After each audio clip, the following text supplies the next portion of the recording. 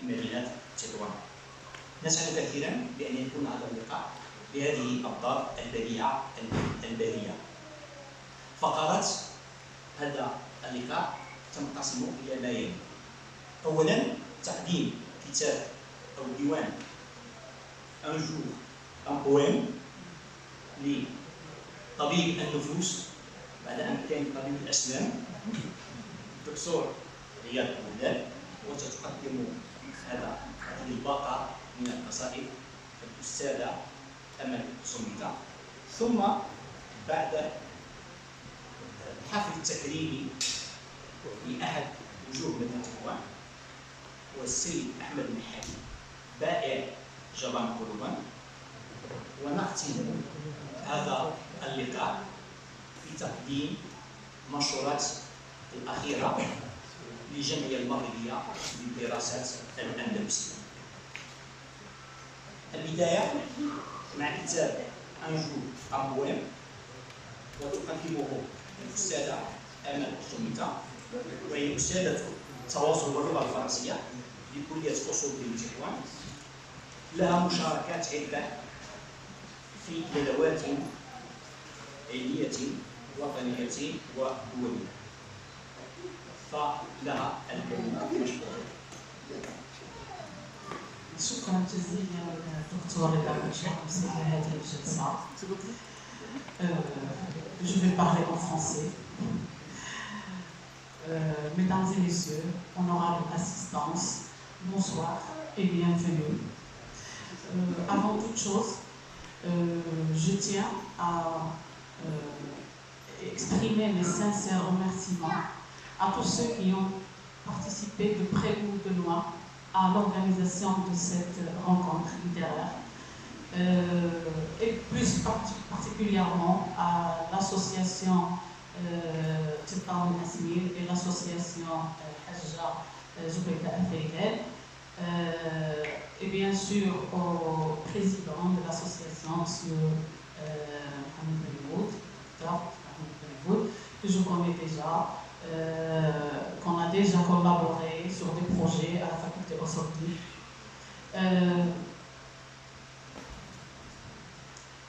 Donc, permettez-moi tout d'abord de souhaiter la plus chaleureuse des bienvenues à notre poète, M. Riyad Bouhlel, notre invité d'honneur. Donc, bien sûr, nous sommes honorés de votre présence aujourd'hui avec nous ce soir, et nous vous remercions beaucoup d'avoir accepté de partager avec nous votre univers poétique, votre vision des choses et surtout votre cheminement personnel et artistique qui a donné en fait naissance à votre premier recueil de poèmes et qui fera l'objet de notre échange aujourd'hui. Donc, bienvenue. Mais avant de commencer notre échange, je vous propose de s'arrêter un instant sur le parcours de notre poète. Donc, Monsieur Rida Bouhlel, donc Riyad Bouhlel est né à Tétouan en 1955. Il a consacré une grande partie de sa vie à la chirurgie dentaire.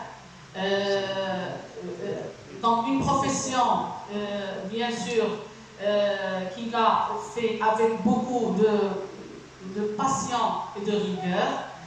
Donc, par la suite, à l'âge de 56 ans, il entreprend un autre parcours, donc un autre parcours, mais cette fois-ci beaucoup plus artistique. Et c'est ce qui fait un petit peu la particularité de son parcours. Donc, il entreprend au début, il a découvert un petit, si vous voulez, la peinture. Il a même fait des expositions ici à Tétouan, à Tanger et à Marrakech, même à l'étranger.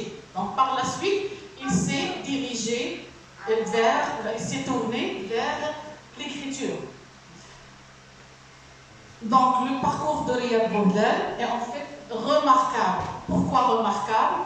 Étant donné qu'il n'est pas issu du monde des lettres. Donc il n'a pas fait d'études littéraires, il n'a pas suivi, si vous voulez, d'atelier d'écriture, il ne se réclame d'aucune école ou bien d'aucun maître.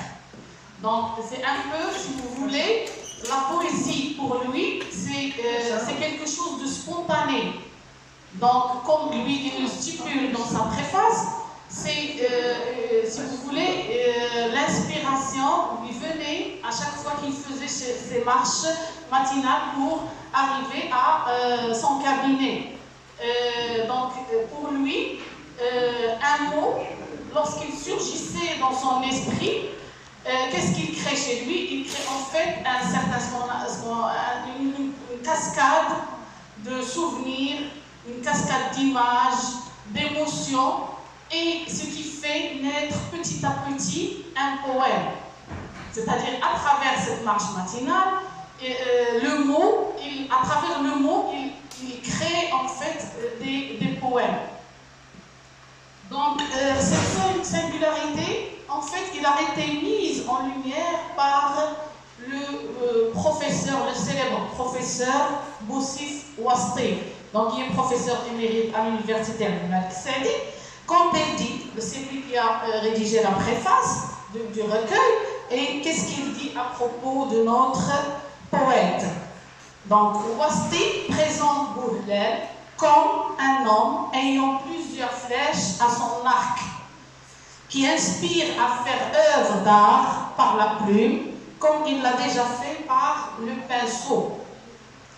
Donc, animé, lui, toujours, professeur Ouasti, il dit, animé non pas par la recherche d'une reconnaissance littéraire, mais par le désir sincère de partager une expérience humaine avec ses lecteurs. Donc maintenant, on va essayer un petit peu, ou bien je vais essayer de vous rapprocher de son recueil de poèmes. Donc le recueil est publié en 2026, donc illustré, comme vous voyez, illustré par le poète lui-même. La page de couverture, elle est faite par le poète lui-même. Donc ça nous renvoie à quoi? Ça nous renvoie à l'esprit du peintre. D'accord? Donc, deuxième des choses, c'est que ce poème, il a été, si vous voulez, imprimé à l'imprimerie à Al-Qadisiyya. Donc ce recueil de poèmes, il regroupe 144 poèmes. 144 poèmes qui sont, si vous voulez, répartis en 6 sous-recueils. Donc il y a 6 sous-recueils dans l'ensemble du recueil. Et dans chaque recueil, il y a 24 poèmes. Donc en lisant le recueil, je me suis posé la question, pourquoi le nombre 24? Et j'ai fait la liaison avec le jour. Déjà, il a intitulé son recueil « Un jour, un poème ». Et dans le jour, il y a 24 heures. Donc déjà, ce n'est pas au hasard. Donc le choix du titre, il a déjà une certaine signification. Alors, donc, si vous voulez, les six recueils, chacun, bien sûr, il a un titre. Il parle de l'aventure, plénitude, servitude, aptitude, attitude et en fin de compte, paroles sans attache. Donc, si on lit l'ensemble des poèmes, on va remarquer qu'elles traitent ensemble, elles traitent un certain nombre de thèmes, des thèmes qui sont divers, des thèmes qui sont variés, donc allant de la nature, de la politique, de l'amour, des relations sociales, c'est-à-dire des injustices beaucoup plus sociales, la solitude, donc beaucoup de thèmes, mais surtout, il n'a pas oublié des questions majeures qui concernent notre époque. Donc, il a évoqué, par exemple, Gaza, il a aussi évoqué l'intelligence artificielle, qui est un sujet qui est très important actuellement. Et aussi, il a parlé de la crise démocratique. Donc, des choses, ou bien des questions qui sont très importantes et pour le moment actuel. Donc, ça, c'est très important. Donc, ce qui frappe immédiatement le lecteur lorsqu'il lit le recueil ou les poèmes, c'est la forme libre. C'est-à-dire qu'il a opté pour la poésie libre. C'est-à-dire, ici, absence de règles, ou bien faire abstraction des règles classiques de la poésie. Ça veut dire qu'il n'a pas de rimes, pas de strophes qui sont régulières. Les vers sont très courts, et même dans un vers, on trouve un seul mot. Ce qui fait qu'on peut, si vous voulez dire, ranger sa poésie dans le cadre de la poésie moderne, la poésie contemporaine. Donc c'est une sorte, si vous voulez, de révolution par rapport aux règles des classiques. Et une manière, si vous voulez, libre de s'exprimer, de s'ouvrir sur l'autre sans avoir besoin de règles ou bien de contraintes. Donc ça, c'est une chose qui est très... Deuxième remarque que j'ai fait en lisant aussi le recueil de poèmes, c'est en fait la position des mots sur la feuille. La position des mots, elle est très révélatrice, elle est très significative. Pourquoi? Parce que cette disposition, elle n'est pas faite comme ça au hasard. Et cette disposition, elle nous interpelle aussi la figure du peintre. Ou bien cette deuxième casquette qui est du peintre. Donc, par exemple, si vous me permettez, donc, vous voyez, par exemple, ici, une disposition différente. Par exemple, là, une disposition différente. Là, par exemple, une autre disposition. C'est-à-dire que cette disposition, elle n'est pas comme ça gratuite.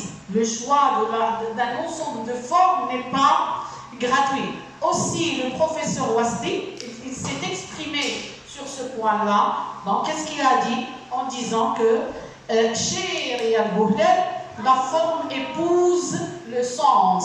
C'est-à-dire qu'on ne peut pas faire abstraction de la forme ni du sens. Les deux se complètent pour donner une vision qui est beaucoup plus claire de ce que veut dire le poète. Il dit que la position des mots sur la page participe pleinement à la signification du poème. Il a donné des exemples, bien sûr. Par exemple, un poème qui est intitulé « Lire et écrire ». Donc, je ne sais pas, oui. Voilà la disposition. Donc, cette disposition, c'est comme un sceptre, sorte de sceptre. Le sceptre, c'est un symbole. Le sceptre, c'est un symbole, un bâton, comme un bâton magique. Donc, pour lui, si vous voulez, c'est un symbole de la naissance de l'écriture. C'est que ça donne naissance à l'écriture. Ça vient dans les premières pages du recueil. Deuxièmement, par exemple, univers citoyen. Univers citoyen. Donc, une autre, si vous voulez, disposition.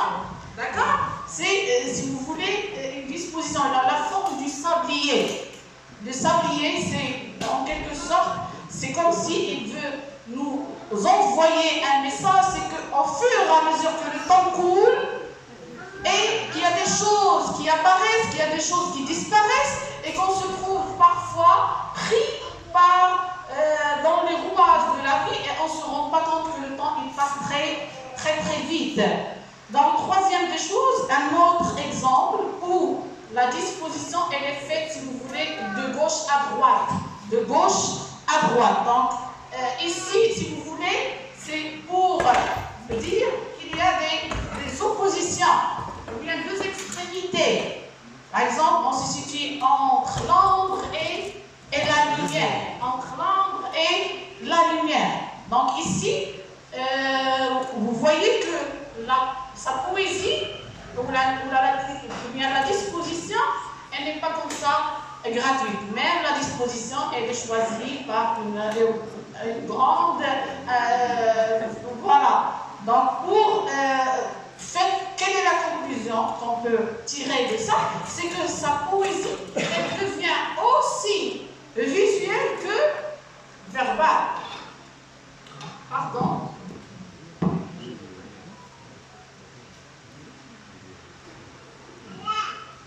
Donc, dernier point que je veux évoquer, c'est que ce recueil de poèmes, il relève d'une conviction profonde qui a été exprimée par le poète lui-même dans la préface. Qu'est-ce qu'il dit? Écrire pour lui, c'est-à-dire pour le poète, c'est une forme de thérapie.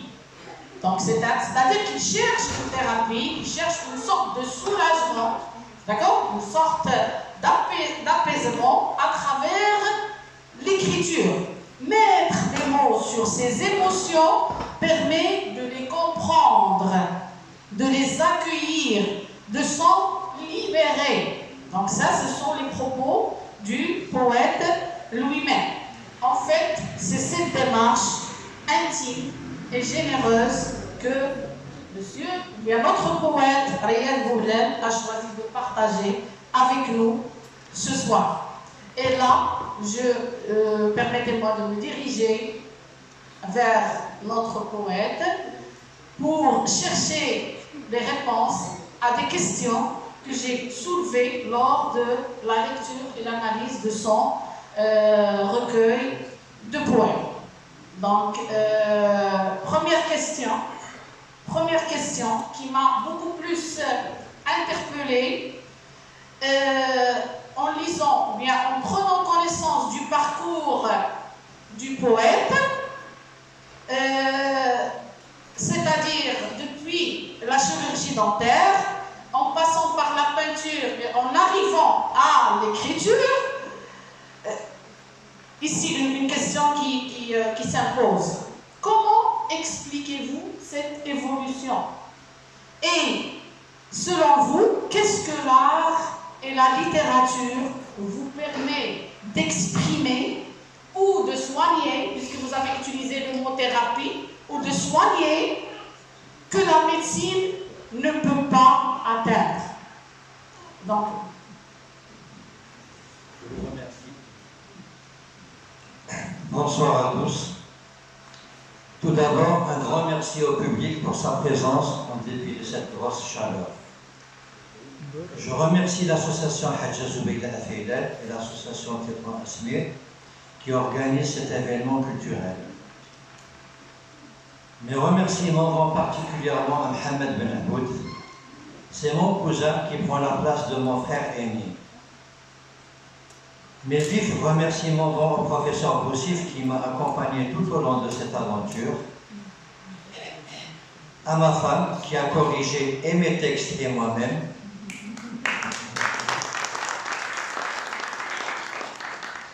je remercie vivement Dr Ahmed Zamita qui a eu l'amabilité de me lire et de modérer la rencontre. Ce recueil est un souffle et une quête en chemin. C'est aussi une aventure. Je ne dirai pas plus. Merci encore une fois pour cette rencontre.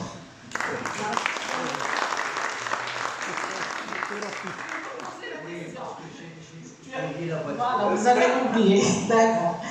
Donc, comme j'ai dit, étant donné votre parcours, vous êtes passé de la chirurgie dentaire à la peinture, en arrivant à l'écriture. Donc, comment expliquez-vous cette évolution? Et selon vous, qu'est-ce que l'art et la littérature vous permettent d'exprimer ou de soigner que la médecine ne peut pas faire? Merci bien pour cette question. Alors, tout d'abord, je voudrais dire que le métier de chirurgie dentaire, au départ, on l'appelait l'art dentaire. Donc, normalement, pendant ma formation, j'ai fait de la sculpture, j'ai fait beaucoup de choses qui sont en rapport avec ça. D'ailleurs, notre travail il est continuellement très précis, donc il faut être tout à fait, je dirais, concentré sur ces choses. Deuxièmement, concernant la peinture, normalement, je me suis intéressé depuis très longtemps. Il se trouve que j'ai mis beaucoup de temps à regarder la peinture, à être dans des expositions où je regardais et j'essayais de comprendre un petit peu la peinture. Ensuite, je me suis rendu compte que c'était quelque chose de très difficile, la peinture. Donc il a fallu que je prenne des cours en art plastique. Donc j'ai pris un professeur de la faculté des Beaux-Arts qui m'a enseigné pendant 3 ans tous les gammas de la peinture. Donc pendant cette période-là, en fait, pour moi, la peinture c'était une sorte de thérapie. Pourquoi? Parce que notre métier il est très stressant. Donc il me fallait quelque chose pour pouvoir un peu me libérer du stress du travail. Donc j'ai commencé à apprendre petit à petit. Et en même temps, ça faisait plaisir. Et en même temps, j'ai appris la peinture. Bien sûr, par la suite, mon professeur il m'a encouragé à faire des expositions parce que ce n'est pas mon intention. Mon intention, c'était uniquement de passer le temps. Au fur et à mesure, j'ai commencé à travailler un peu la peinture pendant un certain temps. Et vu que ma femme s'intéresse beaucoup à la littérature, donc on a pris beaucoup de choses ensemble. Je suis un grand lecteur depuis très longtemps. Et il m'a fallu beaucoup de temps et d'hésitation pour écrire. Pourquoi? Parce que je n'avais pas les moyens d'écrire. Donc au départ, j'étais parti sur l'idée de faire écrire un roman et je ne me sentais pas capable. Et au fur et à mesure, j'ai commencé à écrire des petits morceaux de texte par-ci, par-là. Et finalement, je me suis retrouvé avec ce recueil. Ce recueil, je l'ai mis au repos pendant 1 année parce que j'étais indécis de savoir si c'était intéressant ou pas. Après, j'ai consulté le professeur Boussif et lui m'a dit que c'est intéressant comme écriture parce que moi, je n'avais pas de formation au départ. Il m'a encouragé et voilà, c'est ce qui a donné ce recueil. Merci. Donc, une deuxième question qui va dans le même sens de la première question. Est-ce que vous pouvez nous parler, nous rapprocher un petit peu du processus de création chez vous? Comment? C'est-à-dire comment vous passez d'un simple mot à un poème? Oui, alors pour répondre, je pense que je suis passé par des étapes qui sont très, très distinctes. Autrement, moi j'ai fait énormément de méditation et je pense j'ai trouvé beaucoup de calme, de silence, et là j'ai réussi à commencer un petit peu à réfléchir. Et au fur et à mesure, je fais beaucoup de marches à pied, et pendant cette période-là, je suis en quelque sorte avec moi-même. Donc il m'est arrivé au fur et à mesure de commencer à penser à un certain nombre de choses qui me tracassaient. Et j'ai commencé petit à petit à écrire, jour après jour, jour après jour. Et c'est comme ça que j'ai pu, en quelque sorte, trouver un coin de silence, de calme, de méditation. J'ai commencé à écrire ces poèmes. D'accord, merci. Donc, toujours une autre question. C'est le rapport entre la peinture et l'écriture. Est-ce qu'il y a vraiment un rapport dans vos écrits, entre la peinture et l'écriture? Oui, je pense qu'il y a beaucoup de rapports. La seule chose, c'est que c'est 2 choses différentes. Autrement dit, la peinture, pour moi, je suis un amateur de la nature. J'adore la nature. Donc j'ai fait beaucoup de choses sur la nature. Et bien sûr, il y a des choses que je ne peux pas exprimer par la peinture. Donc j'ai essayé de trouver une deuxième issue. Et pour moi, l'écriture, c'était une compensation, en fait. Parce qu'en fait, on peut dire que l'écriture, ça illustre beaucoup de choses au niveau peinture et vice-versa. Même la peinture, il y a beaucoup de poésie dans la peinture. Donc, il y a une certaine ambivalence, je dirais, entre les deux. Merci. Notre question. lors de la lecture et de l'analyse de votre recueil, j'ai remarqué qu'en plus des thèmes qui sont déjà abordés de la nature, comme vous l'avez dit, des émotions, de la solitude, de l'amour, vous traitez aussi les questions qui relèvent de notre quotidien, bien de notre époque. Donc, est-ce que vous pensez que le poète a un rôle à jouer face aux grands enjeux de son époque? Et pourquoi avez-vous choisi d'aborder ces thèmes? Alors, il se trouve que moi je m'intéresse beaucoup à la politique parce que j'écoute l'information tous les jours. Donc, j'avais envie de m'exprimer sur pratiquement tous les thèmes de la société. En fait, si vous voyez un petit peu les thèmes, des fois je sors du coq à l'âne, c'est-à-dire je ne suis pas une... Pourquoi? Parce que c'est des idées qui me viennent et j'ai tout de suite envie d'écrire pour ne pas oublier. Mais ce que je veux dire, c'est que je pense que dans la poésie, il y a, comment dirais-je, il y a une triangulation entre ce que j'écris et ce que le lecteur va lire. Parce qu'en fait, c'est complètement différent. À partir du moment où j'écris quelque chose, je ressens, mais l'écriture en elle-même, elle est perçue de manière complètement différente. Il y a un fossé énorme finalement entre l'écrivain et le lecteur. Et je pense que c'est ça qui fait l'enrichissement, c'est que des fois, on est étonné de savoir ce que va dire, comment on va comprendre l'autre. Et je pense que c'est ça l'intérêt dans la poésie, c'est que la lecture, l'interprétation est différente d'un lecteur à l'autre. Oui, effectivement, monsieur Riyad. Donc ici, ça nous renvoie à une chose qui est très importante, un élément qui est très important, c'est la réception de la part du récepteur. Parce que le récepteur, une fois qu'il reçoit le texte bien littéraire, qu'il le lit, qu'il l'interprète, c'est comme s'il ajoute sa pierre à l'édifice, comme on dit. Donc ça crée une sorte d'enrichissement et ça rend le texte littéraire beaucoup plus exploitable, beaucoup plus riche et qui a beaucoup plus de valeur. Donc ici, il y a, toujours en lisant le recueil, je me suis arrêtée sur le poème qui est intitulé « Hommage au poète ». Hommage au poète. Donc ici, dans ce poème, vous décrivez le poète comme un être humaniste, rêveur, penseur, tolérant et altruiste. Donc, est-ce que, selon vous, le portrait du poète idéal, c'est-à-dire ce que vous avez cité, est-ce le portrait d'un poète idéal ou bien celui de l'homme auquel vous aspirez? Je ne peux pas vous répondre parce qu'en fait, non, je ne peux pas vous répondre parce que chaque poète a peut-être une façon de voir les choses différentes. Moi, j'ai fait un amalgame entre un certain nombre de choses. Je suis scientifique, je suis littéraire, je suis sportif, je fais tellement d'activités.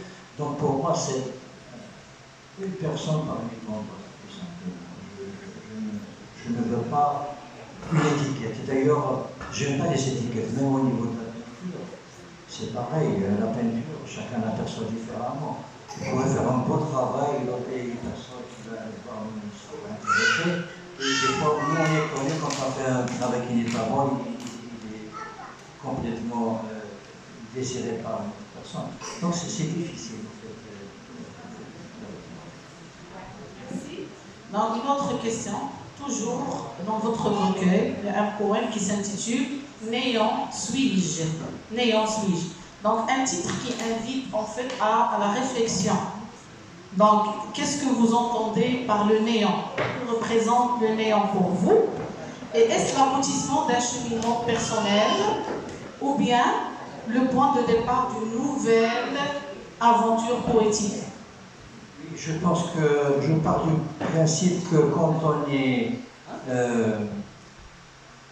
on se surévalue pour un travail qu'on a fait, c'est l'arrêt du progrès. À partir du moment où on se remet dans une situation normale, on a toujours envie d'apprendre, de s'améliorer. Donc finalement, pour moi, c'est le moteur.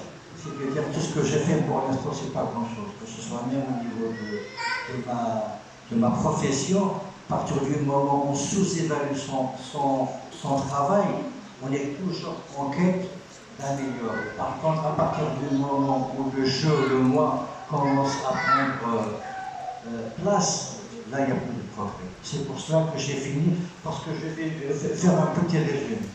Le premier poème que j'ai fait, c'est Vivre la vie.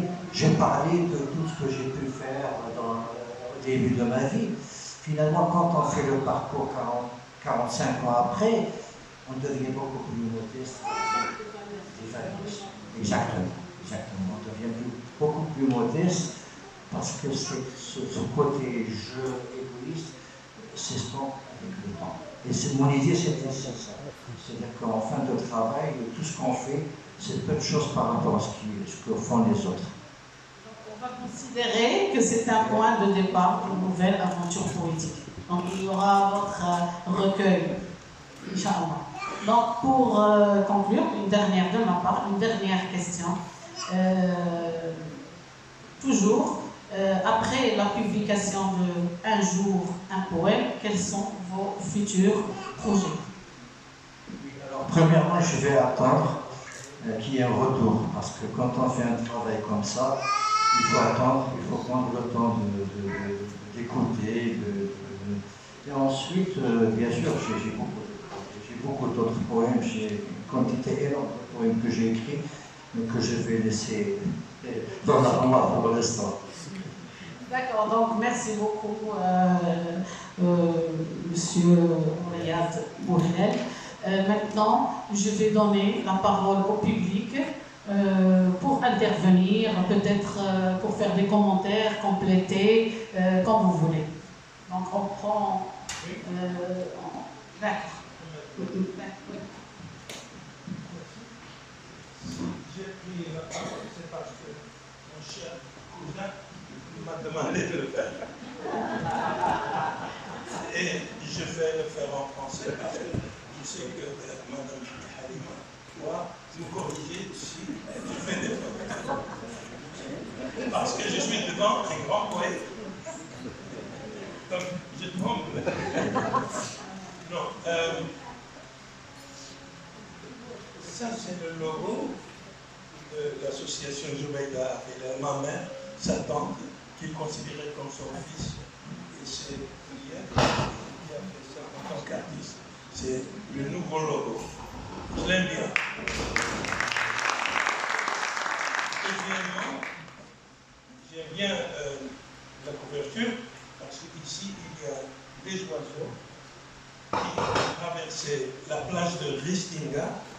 J'ai pris cette photo à 5 h du matin avec un très bon appareil, bien que je suis un très mauvais, parce que ma méthode était de prendre 10 photos et puis d'aller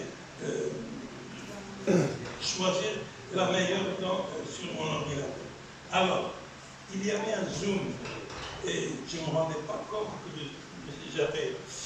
Et alors, j'ai pris les oiseaux grâce au zoom, exactement entre le soleil et le reflet du soleil. Mais ça, c'est mieux que ma photo parce que c'est une peinture qu'il a fait de ma photo. Donc, cette peinture a cette histoire. Oui, parce que on a été inséparables dès un âge très jeune. On est grandi comme deux frères. Donc, c'est avec beaucoup d'émotion que je participe dans cette présentation. Mais j'ai lu ce livre, parce que la meilleure manière d'apprécier un livre, c'est en le lisant. Et n'est pas en écoutant des présentations. Bon. Ça, c'est une manière de vous inciter à lire le recueil de poèmes. Ce que j'ai aimé de mieux, c'est la préface par l'auteur. Alors, j'étais inspiré par la première phrase, qui est du préface. Écrire ces poèmes est une révélation pour moi. c'est une réflexion qui est très profonde. Si elle est une révélation de l'auteur, que je dirais, qu'est-ce que nous pouvons dire? Alors, mais ça reflète l'esprit d'un chercheur. Un chercheur, donc je l'ai détecté tout de suite, parce que n'ayant aucune expérience dans l'écriture, le poète n'a pas besoin d'expérience, il a besoin de l'inspiration. Et la meilleure expérience, c'est écrire. Mais ici, j'aime bien une autre idée ici.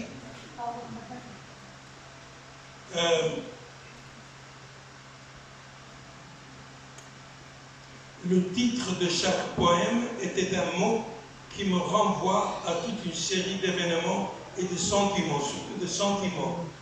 Donc, un mot, c'est comme un mot-clé, et puis il s'inspire de ce mot, il commence à écrire automatiquement.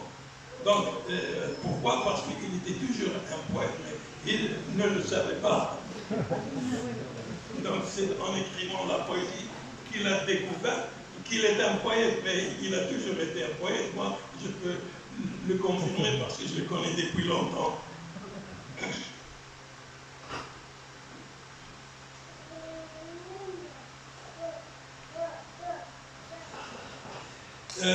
Chaque titre est une révélation faisant un relais entre la signification générale admise par la littérature et l'interprétation du vécu de l'auteur. C'est vrai parce qu'il a été inspiré par son expérience avec la nature, par exemple. On a fait les montagnes difficiles du Maroc. C'est un grand amant de la plage, de la mer, de la pêche. Donc, voilà notre artiste.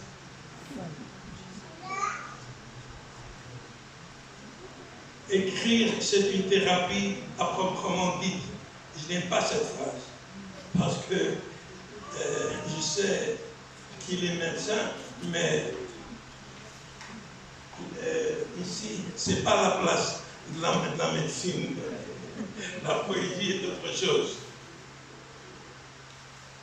Ce n'est qu'un premier pas. Le premier pas, c'est le plus difficile, parce que s'il n'est pas bien fait.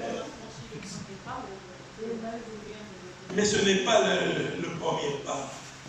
Il a écrit beaucoup de poèmes dans son imagination. C'est seulement la première fois qu'il a transmis ses idées par écrit, je pense. Ça, j'aime bien cette phrase. C'est un enchaînement où j'entame un itinéraire sans connaître le point d'arrivée. Et je trouve cette phrase extraordinaire parce qu'un chercheur, il cherche, il connaît le début, mais il ne connaît jamais la fin. Donc, et puis, un autre chercheur, il peut commencer à partir du même point, mais il peut arriver à une autre destination. N'est-ce pas?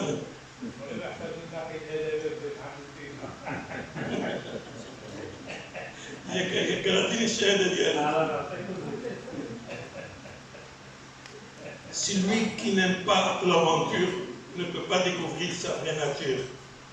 C'est un aventurier comme moi. Je me rappelle par exemple, lorsqu'on est monté au Jebel Soukal, il m'a laissé mi-chemin. C'est avec difficulté que je suis arrivé. C'est vrai, il était toujours le premier à arriver. Mais moi, j'arrivais toujours.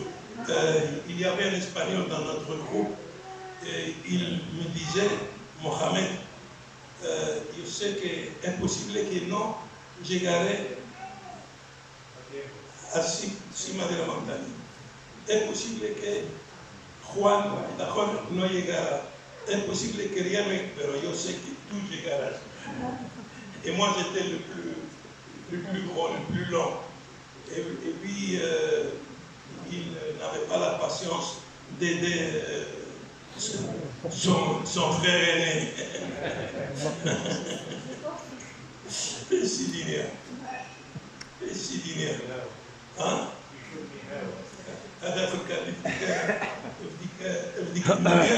Where is Mohammed?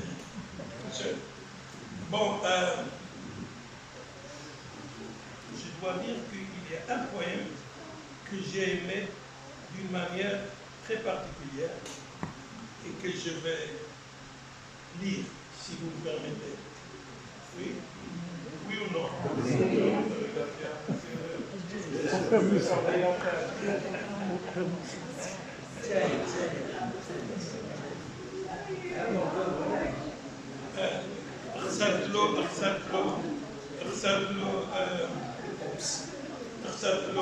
الشعر الموضوع ديالو الريح. لا لا do you follow?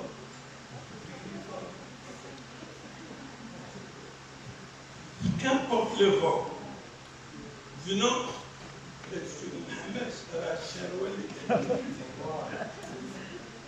qu'importe le vent venant du sud, il est embrasé. Venant du nord, il est glace.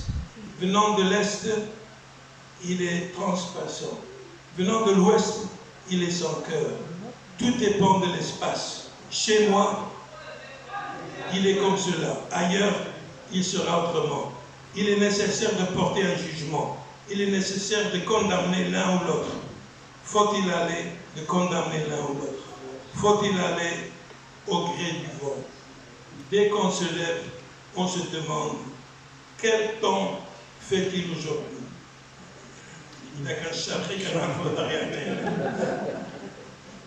Cela influe sur notre tenue et notre comportement. Hier, j'étais fatigué. Aujourd'hui, je suis en forme. S'agit-il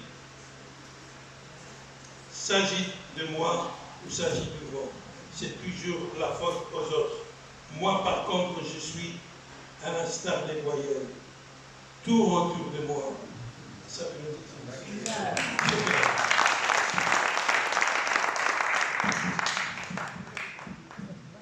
Si vous permettez, vous pouvez venir ici.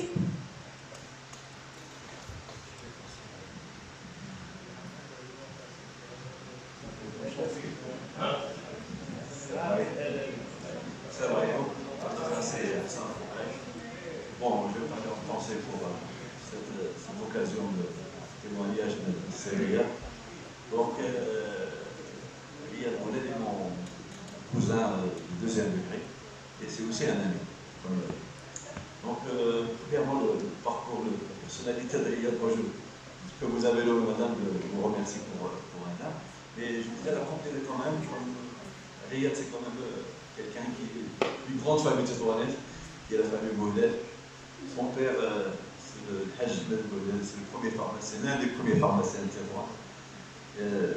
Et puis le parcours, je saurais remonter un petit peu sur le dentiste.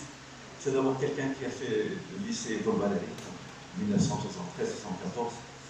Et c'est aussi quelqu'un qui a fait l'université de Clermont-Ferrand.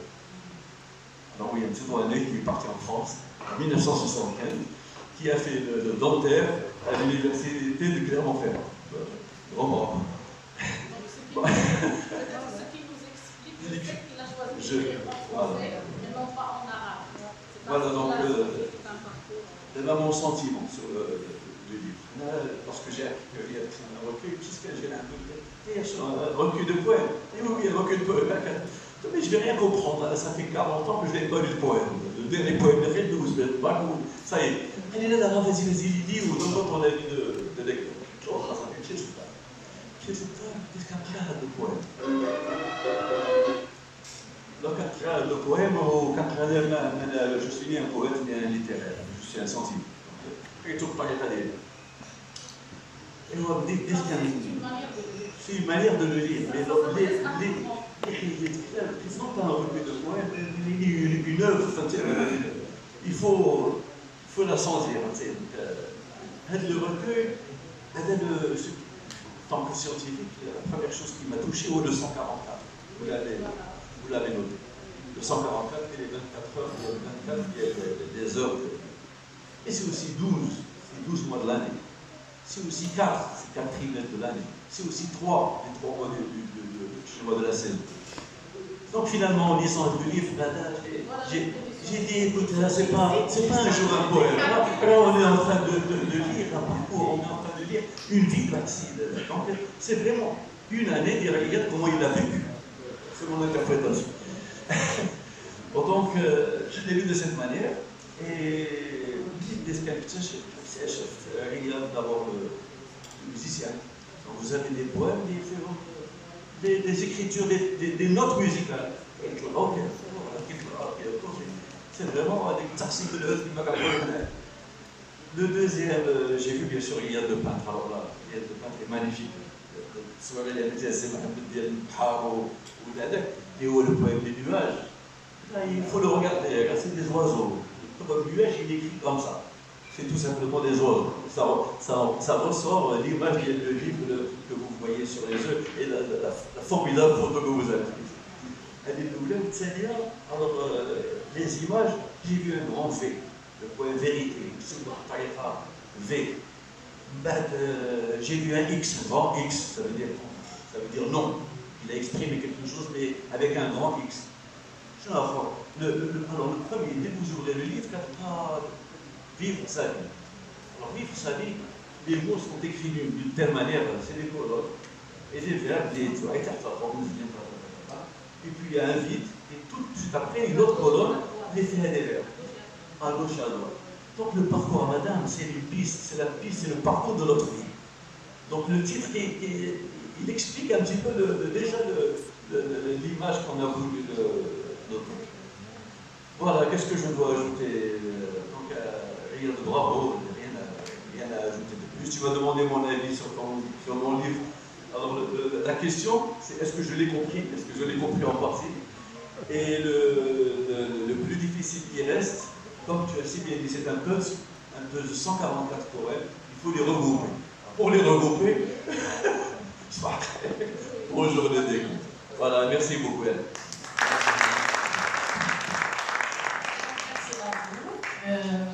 Pour votre témoignage.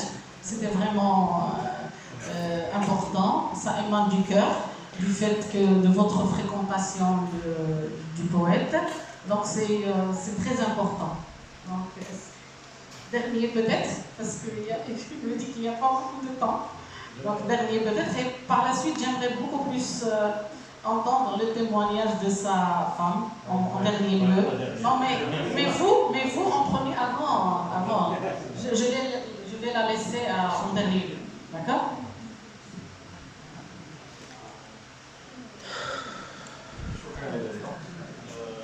Bonsoir à toutes et à tous. Je vais faire un témoignage. J'ai connu le docteur Riyad Bouhlab en tant que patient, il y a très longtemps. Et avec la multiplication des consultations, on est arrivé à échanger des opinions plusieurs fois, et parfois de la musique, on parle de divers sujets. Et depuis 2 ou 3 années, on est devenus des compagnons de marche. Des compagnons de marche sur Combien Taïfon, durant 2 heures, 3 heures, on marche. D'inspiration, on parle, on papote, il s'exprime, et donc en même temps en marchant, je réfléchis à ce qu'il dit, et il s'exprime de façon ouverte, il dit ce qu'il pense. Hein? Et ça donne sujet à réflexion. Alors, plusieurs fois, on rentre à la maison après une longue fatigue, tu prends une douche et tu te mets à méditer ce qu'il a exprimé. Parfois je suis d'accord, parfois je ne suis pas d'accord. Je l'exprime, il dit ah non, peut-être comme ça. Donc dans la tolérance des deux parties. Donc il y a une année, vous m'avez fait l'honneur de vous donner le draft de vos poèmes, imprimés sur des feuilles séparées, et parfois j'arrive à lire des poèmes entre des cours de mathématiques, entre des thèses à soupir et des choses comme ça. Ça fait du repos. Et autre chose qui est vraiment très agréable, c'est de lire Rousseau. laisse tomber le matin, par contre tu te réveilles, tu vas voir le soleil de un poème, 2-3 jours après un autre poème, et c'est toujours agréable. Et donc ce que j'ai découvert une personne de grande sensibilité et de profonde conscience. Parce que ce qui s'exprime n'est pas comme ça à la sauvette ou au hasard. Hein. Il y a une profonde conscience qui s'exprime à travers divers poèmes. Tu nous dévoiles une partie de ton âme. Tu nous dévoiles tes poèmes et ils traduisent bonheur, enthousiasme, tristesse et parfois amertume, quand ça dépend des situations. Tes poèmes scrutent aussi le monde extérieur avec beaucoup de sagesse, de sens, de justesse et de curiosité. Tes poèmes, c'est au-delà très possible une multitude de sujets de la vie avec fluidité et perspicacité. Dans cette perspicacité, ils nous permettent de comprendre assez facilement des choses qui sont complexes. Et ce n'est pas facile à travers quelques mots, alignement de mots, plein de sagesse et plein de sens, nous arrivent à prendre conscience de situations particulières, de situations importantes. Moi, je ne vais pas tarder.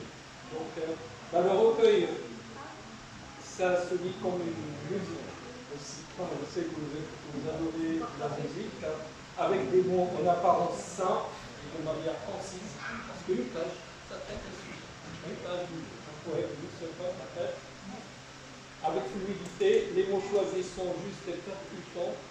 Et ce que je vais traduire comme recueil, un recueil raffiné d'une personne raffinée.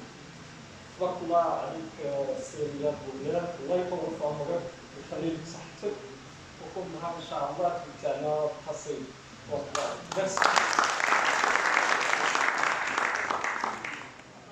Merci beaucoup pour votre témoignage, vos commentaires qui sont si enrichissants. Et maintenant, on cède la parole à Safa.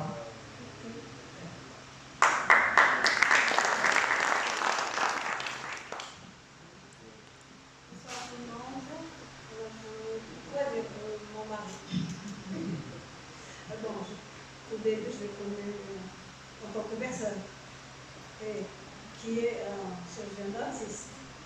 Un jour, je découvre plutôt la peinture, je découvre la peinture, je découvre son nouveau talent de poète, comme vous. C'est quelqu'un de très dynamique, très actif, il veut tout essayer. Ça, c'est, je dirais un jour je dirais même que c'est quelqu'un qui souffre de TDAH parce qu'il me faut beaucoup de choses. Il pense que la vie est trop courte pour qu'il puisse faire tout ce dont il a envie. Bref, il pratique plusieurs sports. C'est quelqu'un de très dynamique, de très actif. Et des fois, ça me dépasse. Et ça me lasse. Non, mais c'est vrai.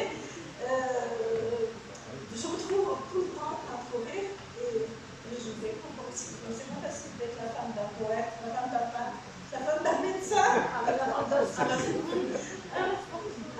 sportif, le monsieur la femme de quelqu'un qui a plusieurs casquettes. Mais je suis fière d'eux.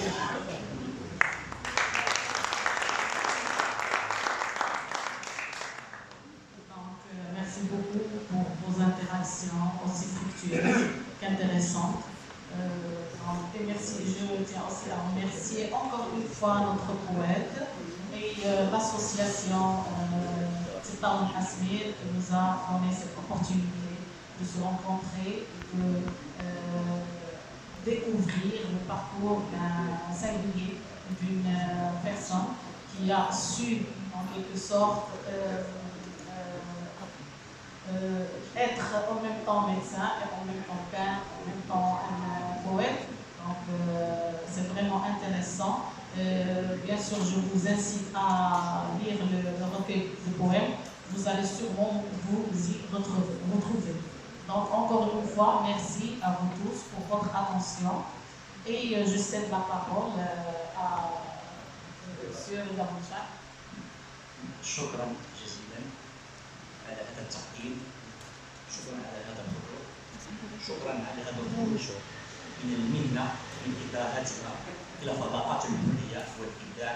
نتمنى الدكتور السيد الرياض بولدان المزيد من الابداعات ومن العطاء والمجيد ومده الله بالصحه والعافيه. حقيقه عندما كنا نتابع دراستنا الجامعيه كنا نتردد نحن وجماعه من الاصدقاء نتردد على المكتبه العامه والمحفوظات،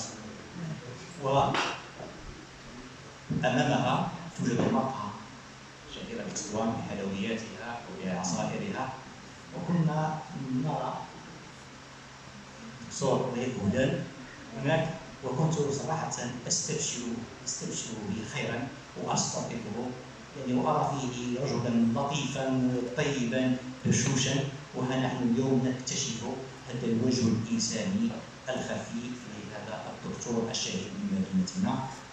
ادام الله عليه الصحه والعافيه، ونتمنى له المزيد من النجاح، ونلتقي به في لقاءات اخرى. شكرا استاذه امل سميته على مشاركتها لنا.